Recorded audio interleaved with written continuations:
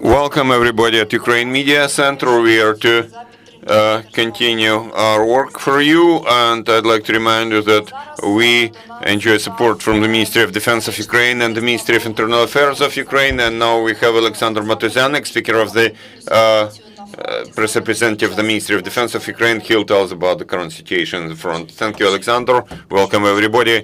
I'd like to share with you information about Russian invasion as of noon today, March 21, 2022. So this has been the 26th day of heroic resistance of the Ukrainian people, Ukrainian nation against the Russian military invasion. Most of the tasks that the invading forces and their commanders had to implement have not been implemented.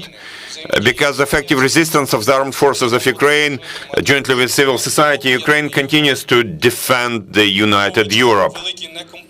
Taking into account the significant lack of human resources, the enemy is forced to bring reserves to the borders of Ukraine from central and far east military districts, to carry out hidden mobilization and look for support for their few allies. Also, the invaders continue engaging in combat action.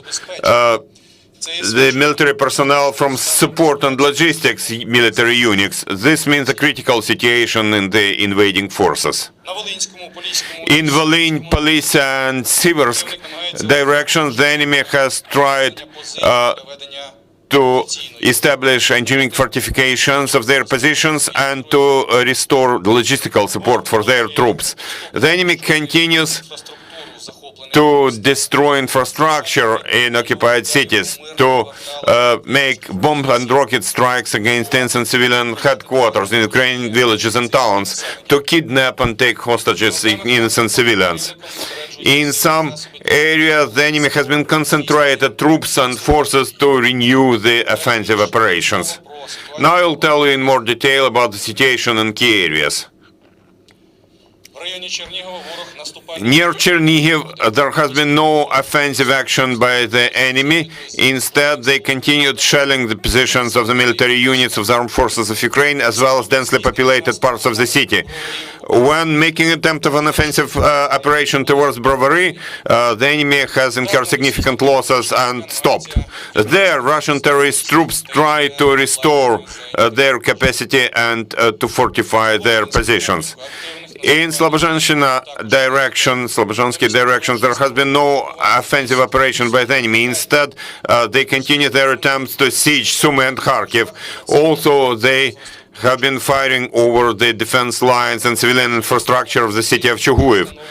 Invaders continue to make efforts to establish control over the city of Izium. There, they have been deploying their troops, scatter their troops, and they continue to try to strengthen their group and fortify their positions. In Donetsk area, there have been assault attempts and firing across the whole front line. They try to break our defense in Avdiivka area. They have not made any success. They incurred losses and were forced to withdraw. In southern Bug area, the enemy tries to keep previously captured positions, trying to restore their capacity and to replenish their logistical inventory. According to the main intelligence directorate of the Ministry of Defense of Ukraine, the invaders increased the upper age for people to be mobilized in certain areas of Donetsk and Luhansk provinces to 65 areas. They continue so-called mobilization in temporarily occupied territories. In particular, there has been the next stage in Donetsk province, and to increase the number of personnel, they increased the age from 55 to 65 years. In the occupied territories of Luhansk province, the local TV channels, propaganda channels have been used to announce mobilization of local population, local people, and students have been actively engaged. In particular, all students of Luhansk Railway College have been officially called to their educational institution for so-called registration. And those who have been 18 years old already get personal calls from the director of that college. The same situation is there in Luhansk Medical University. There they declared that students should arrive, senior year students should arrive for mandatory registration. The first Army Corps of Occupational Corps morals are very low. They have old gear, for example, their gear is of 94-year-old models. Protective helmets are of 1971 year. Also, there have been rumors and panic spreading among invaders because of the huge losses of their personnel. In the occupied territories, they continue receiving heavily wounded people and dead bodies. In particular, in Luhansk meat refrigerator, they have got 16 bodies of so-called mobilized people, and their relatives are not told anything about the place and circumstances of their deaths. Now, the enemy's losses from February 6, 24 to March 21. So, as of today, the invaders have lost about 15,000 people, 498 tanks, 1,535 infantry fighting vehicles, 240 artillery systems, 80 multiple launch rocket systems, 45 anti-air defense systems, as well as 97 aircraft, 121 helicopters, and 969 units of various vehicles. 969 vehicles. Ukrainian defenders continue resisting against the enemy, showing heroism and bravery. We will win together. Glory to Ukraine. Thank you. Thank you, Oleksandr. Are there any questions? You're welcome.